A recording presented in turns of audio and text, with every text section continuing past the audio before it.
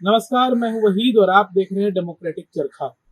2024 में अगर आप बीजेपी के मैनिफेस्टो को उठा के देखेंगे तो उसके ऊपर लिखा होगा भाजपा का संकल्प, मोदी की गारंटी। ठीक इसी तरह की गारंटी 28 फरवरी 2016 को बजट की पूर्व संध्या पर प्रधानमंत्री नरेंद्र मोदी ने देशवासियों से की थी। वो था 2022 तक किसानों की आय को दुगना करने का वादा।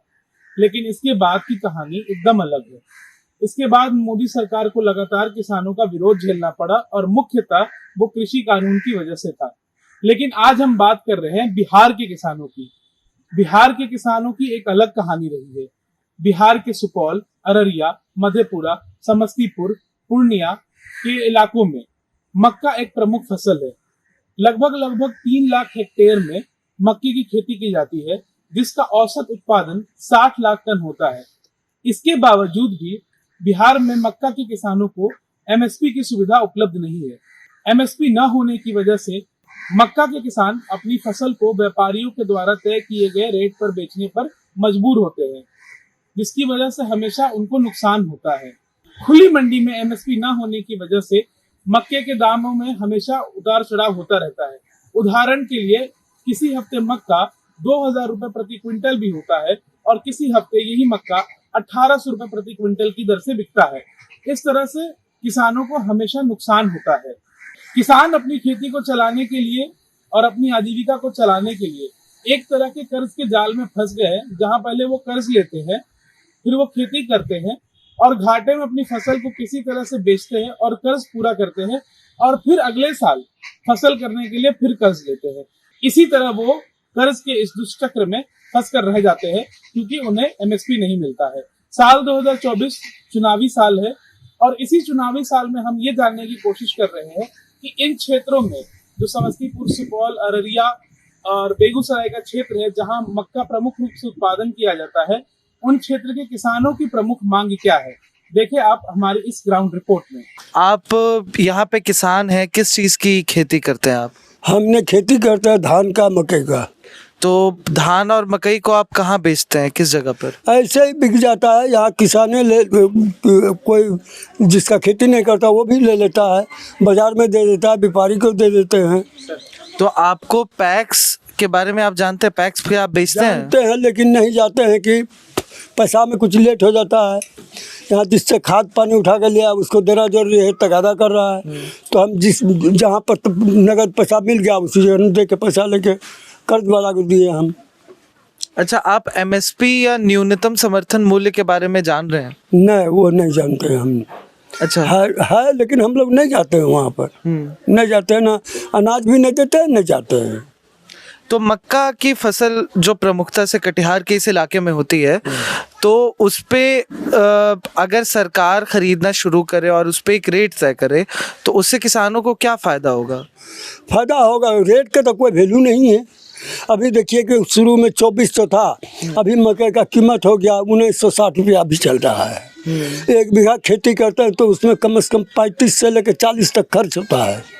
1 बीघा मकई उपजा करके उसमें मकई का कीमत होता है, अभी 2000 का होता है तो 80,000 होता है। और यहाँ खर्च तो बीज लेकर 40 से ऊपर भाग जाता है।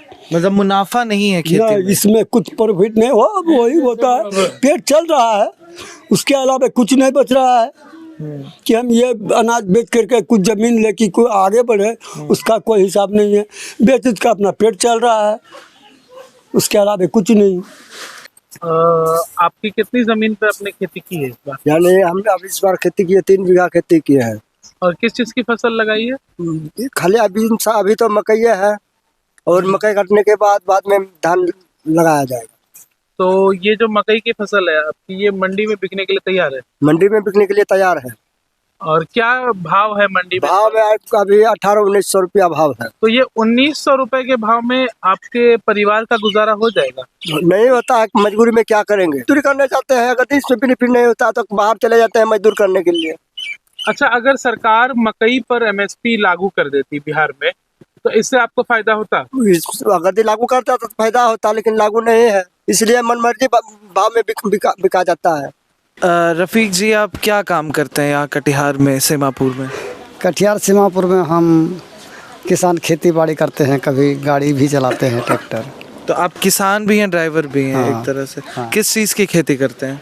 खेती मकई धान यही सब। आपकी आय दुगनी हुई है पिछले 10 साल में? दुगुनी क्या होगा, यहाँ तो नीमा ज़मीन पड़ता है, कभी दह भी जाता है, कभी होता है, यही बात है। तो पिछले 10 साल में आपको कोई खेती में फ़ायदा नहीं हुआ है? नहीं, ना के बराबर समझा। प्रधानमंत्री मोदी का ये कहना है कि पिछले 10 सालों में किसानों की आय दोगुनी हुई है। नहीं, घटा है, बहुत घटा है। का है कि किसान अभी मजदूर का, आप इसलिए मजदूर का रेट दिन ब दिन नीचे जा रहा है, हर चीज़ का रेट ऊपर भाग रहा है। आप भी देख रहे हैं, आप भी देखिए थोड़ा, जो हर चीज़ का रेट ऊपर भाग रहा है। अब मजदूरी करने वाले के पहले 40 रुपया 45 रुपया में काम कर रहा था, फिर भी उसका बचता था खा पी करके। अभी वो 400 रुपया काम कर रहा है, लेकिन उसका लेनी के देनी बराबर हो जाता है। महंगाई की वजह। महंगाई के वजह से जब मार्केट जाता है बचता नहीं है पैसा, तो उसका अकाले नहीं छूट रहा है, क्या करेगा मजदूर। आपके जो सांसद हैं, जो पिछले बार चुनाव भी जीते थे यहाँ से, जदयू से वो हैं, उनको लेकर क्या एमएसपी को लेकर या किसानों की स्थिति को लेकर कभी आप लोगों ऐसा ने देखभाल करने के लिए कोई नहीं है।